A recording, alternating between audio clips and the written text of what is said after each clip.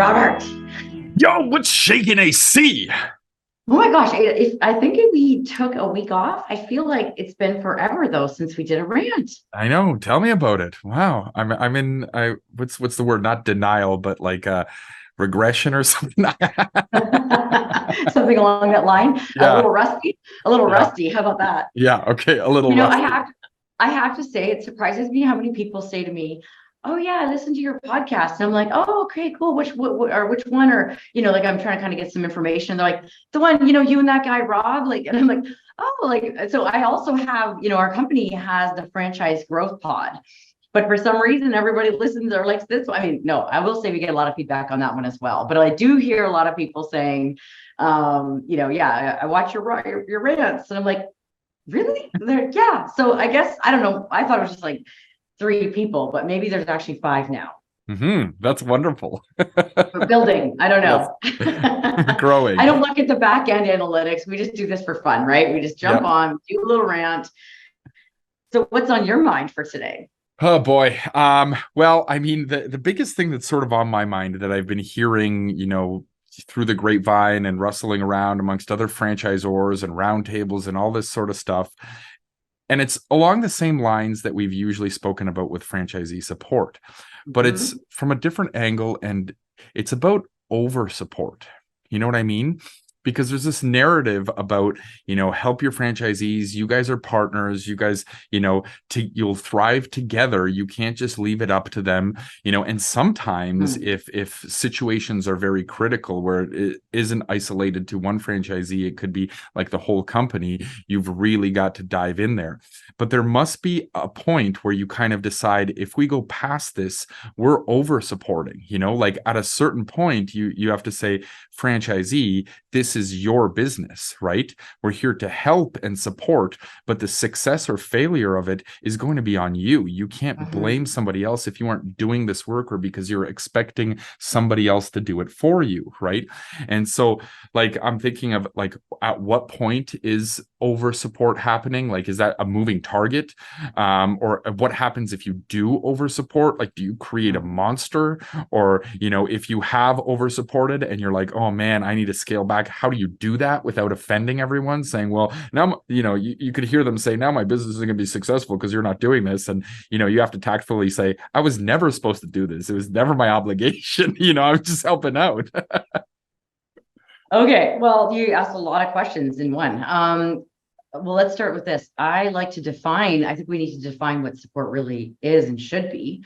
So we always talk at Async about there's what we might call reactive or hotline support, or a more positive way to frame that is operational support, where you're just helping franchisees do what they need to do in their business and or answering their questions, right? Like just reactive hotline, fighting fires. And what, as you know, what we and you do it at your Control V franchise, what we believe in is proactive coaching, right? And so proactive coaching is about finding out the franchisees, their goals, and then building, reverse engineering what they need to do and holding them accountable. What over support is, and I having deja vu, almost like we've done this in a rant before, but I'll just guess that we haven't. So the over supporting, the definition of that is when you go in and you basically, there's no boundaries and you start doing everything for the franchisee. So it sounds like you are talking about that, getting in there and doing things for them. And we saw this a ton during all the pandemic, where franchisors, I think it was the right thing for them to do, to get in there. I mean, I think there are times where it's not ideal, but it's better to do that than let them fail. In some cases, there's certain cases. But yeah, you're definitely creating a monster, because now the franchisee becomes dependent on you. And we want it to be interdependent. We want them to depend on you for like guidance on what to do and how to hit their goals and their accountability and all that. But we don't want them to think that, to sit back and let you do it. So that over support to me is when there's no boundaries, there's no accountability. I think when it comes to coaching, franchisors are limited by their resources, but you can't really over coach if you're doing it right. I mean, obviously, if you're like, well, let's have a coaching call every day, that's a little silly. But meeting with the franchisee to work on goals that they're being coached on is definitely a lot different than over supporting. Okay. Yeah, because I mean, there could be like faults in the business model. Maybe the responsibilities of the franchisees are just Yeah. so huge that no one could feasibly do it, right?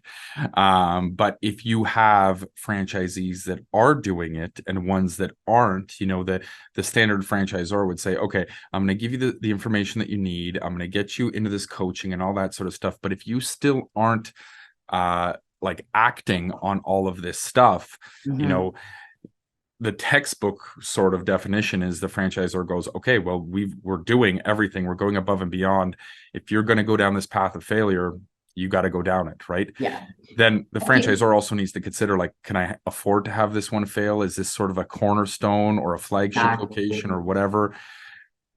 Yeah, I think there's a lot of like external factors to consider, or internal factors actually.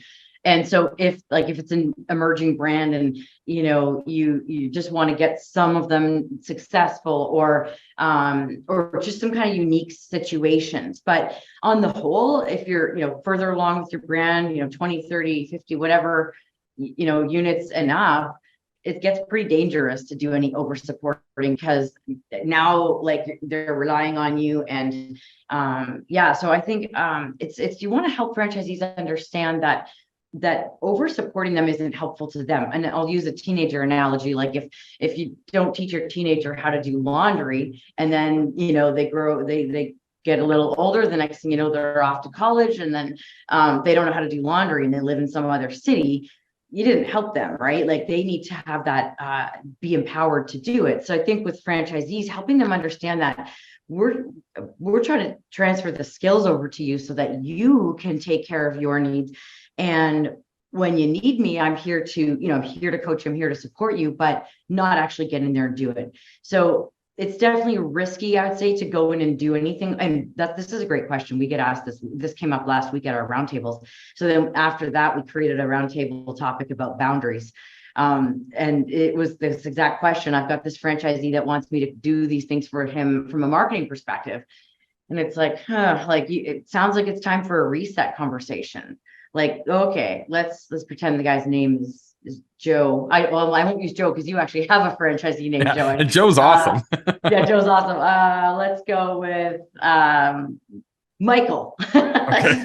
Michael. I don't have a Michael. No. Okay, you don't have a Michael. Okay, so Michael, is this like helping Michael realize, like, if I do this for you, here's the thing: if I do this for you, it takes me away from doing, like, this is what I'm supposed to be doing. These are the things that if I do are going to help you in the longer run.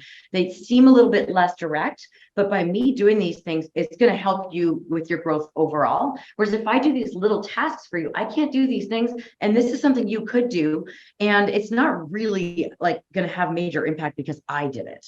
So let's figure out, what things you can be doing, and maybe we need to help that franchisee with how to delegate, or maybe it's a productivity issue. They need help with being more productive, which is very common because they have so many things going on. So I kind of gave some solutions, I guess, to how to manage these things, but it's having that reset conversation is not a bad thing.